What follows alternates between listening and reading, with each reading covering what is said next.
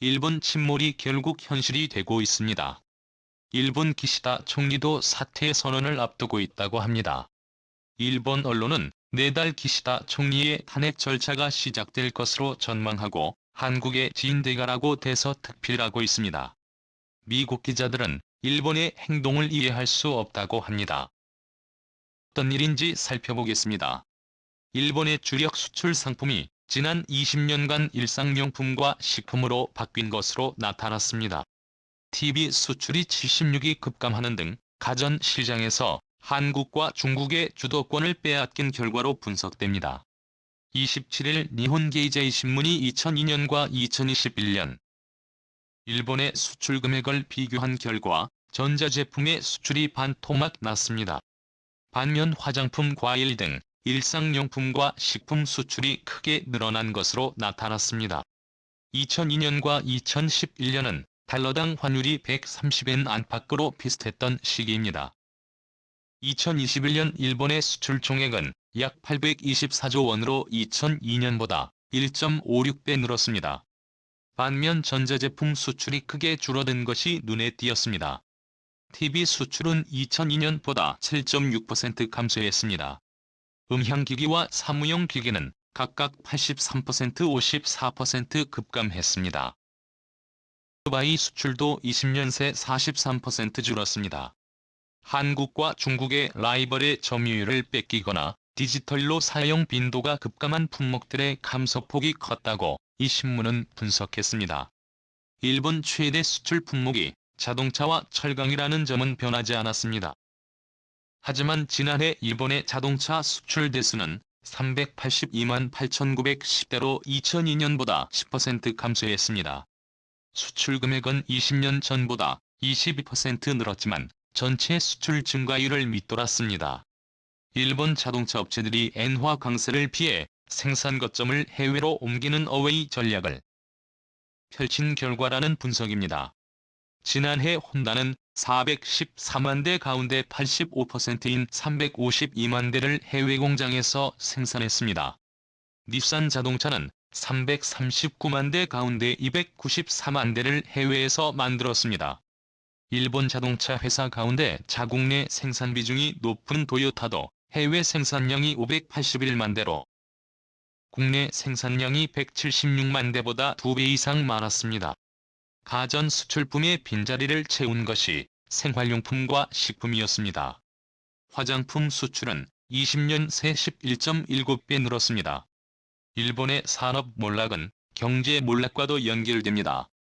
일본 정부와 중앙은행이 추진한 금융완화 정책의 혜택은 실물 시장이 아닌 자산 시장으로 몰렸습니다. 엔저 정책이 기업의 실적 개선과 소득 상승으로 이어질 것이라는 기대는 무너졌습니다. 3월 초순 1달러당 113에서 114엔에 거래됐던 엔화 가치가 3월 말 이후 120엔대 초반으로 급격한 엔저 현상을 보이고 있습니다. 3월 28일과 29일엔 1달러당 123엔에 일기도 했습니다. 의도적인 엔저 정책을 폈던 아베노믹스의 최절정기인 2015년 5월 이후 거의 7년 만의 현상입니다.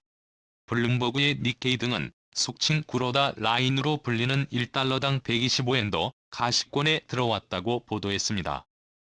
최근 엔저의 가장 큰 이유는 지난 3월 28일 오후 발표된 일본은행의 연속 공개 시장 운영 방침입니다. 이날 일본은행은 3월 29일에서 31일까지 사흘 동안 10년 만기 국채를 무제한으로 사들였습니다. 국채 수익률이 0.5%를 넘지 않도록 하겠다고 밝혔습니다.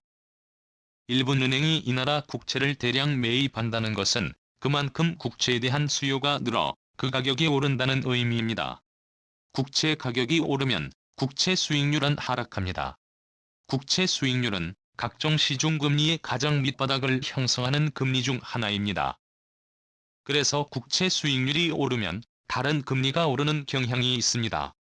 일본은행의 이러한 조치는 일본 정부가 앞으로도 금융완화 정책을 계속 이어갈 것을 암시합니다. 최근 미국 중앙은행인 연방준비제도의 급격한 금리 인상으로 인해 일본 역시 금리를 올릴 것이라는 시장의 전망을 불식시키겠다는 의도입니다. 더욱 큰 문제는 일본이 앞으로 닥쳐올 글로벌 인플레이션 열풍을 피해갈 수 없다는 점입니다. 이 인플레이션은 경기 상승에 따른 자연스러운 물가 인상이라기보다 수입 원자재 가격 상승에 기인한 것으로 경제 전반에도 바람직하지 않습니다. 실제로 이미 일본의 생활 물가가 크게 오르고 있습니다. 지지통신 보도에 따르면 4월 들어 일부 생필품 가격이 급등했습니다.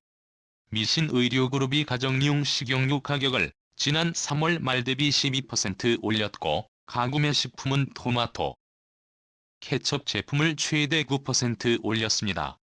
오스카 식품은 인스턴트 카레 가격을 6%치 수입 메일의 정부 판매 가격을 17.93% 인상했습니다. 산토리 스피릿은 위성, 야마자키 12년의 가격을 8,500엔에서 10,000엔으로 올렸습니다. 거의 모든 생필품 분야에서 인플레이션이 진행 중입니다. 위에서 살펴봤듯이 일본인들의 평균 급여 소득은 변함이 없거나 오히려 줄었습니다. 앞으로 늘어날 가능성도 거의 없습니다. 게다가 3월 중순까지 코로나 만연 방지 중점 대책을 실시했을 정도로 일본은 아직 코로나의 고시국에서 벗어나지 못했습니다. 주춤했던 확진자 수가 최근 다시 증가하고 있지만, 일본 정부가 마땅한 코로나 대책을 내놓지 못하는 이유는 경제 활동 및 경기 위축을 염려해서입니다. 올해 안으로 평균 10%대의 인플레가 발생할 것으로 예상되는 상황에서 코로나 대책을 펼 경우 경기 침체는 불을 보듯 뻔하기 입니다. 그 아베노믹스에 대한 총괄 및 비판적 평가 체질 개선이 동반되지 않는 한 의미가 없습니다. 그렇기에 이번 국채 매입으로 시중에 풀린 돈은 여느 때와 다름없이 다시 자산 시장으로 흘러갈 것입니다. 이에 대해 정치 전문가들은 일본 침몰이 본격화되면서 일본 총리 심판론도 거세지고 있다며, 일본 언론은 참의원 선거 때 일본 총리의 운명이 결정될 것이고, 그 전에 총리가 조기 사퇴를 표명할 가능성도 있다고 보도하고 있다. 미국 언론은 오히려 이걸 한국한테 진대가라고 표현하는 일본인들의 행동을 이해할 수 없다고 비판하고 있다고 전했습니다. 다음은 해당 소식을 접한 일본 네티즌들의 반응입니다. 기본적으로는 20년 전부터 인건비를 조정하고 있는 것 같습니다.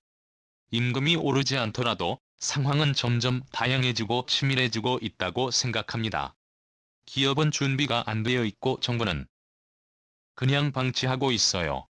이런 상황에서 가격 상승에 지나치게 민감하게 반응하고 서비스를 최대한 고려해야 하기 때문에 서비스에 적합한 가격이 다소 높아질 수밖에 없다. 또 생활이 필요하기 때문에 세율이나 보조금 그것을 하는 국회의원의 일에도 신경을 써야 합니다. 부에게 편리한 이름만으로 간다면 돈을 너무 많이 쓰지 않고 고액의 납세자를 때리는 것이 아니라 돈을 많이 낸 것에 감사해야 합니다. 언론의 일반인인 척하는 것은 현재 상황을 잘 보여준다. 일본 언론들부터 바뀌어야 합니다. 노인 인구 비중이 높은 나라는 이라는 데에 큰 부담을 지고 있다.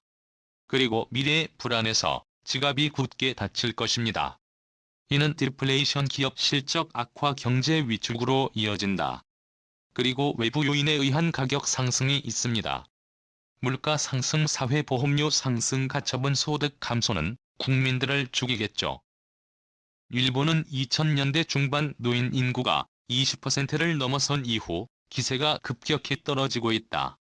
이 경향은 이탈리아에서도 동일하며 이 20%가 기준이 될 것 같습니다.